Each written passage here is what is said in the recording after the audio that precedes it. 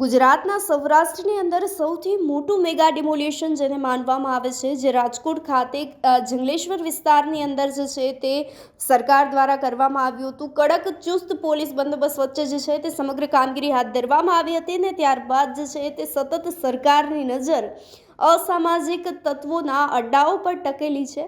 એવા ગેરકાયદેસર દબાણો સતત સરકાર દ્વારા દૂર કરવામાં આવી રહ્યા છે. ત્યારે મોરબીના બોરીચાવાસ વિસ્તારની અંદર દાદાનું બુલડોઝર ફેરવી અને સમગ્ર કાર્યવાહી હાથ ધરવામાં આવી છે.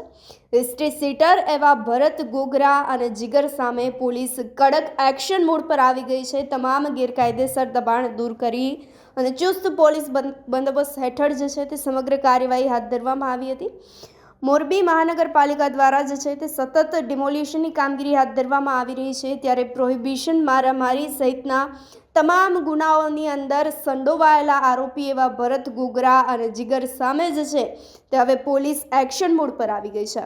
સરકારી જમીન પર 642 ચોરસ મીટર દબાણ તોડી પાડવામાં આવ્યું છે. સમગ્ર વિસ્તાર ખાલી કરવામાં આવ્યો છે.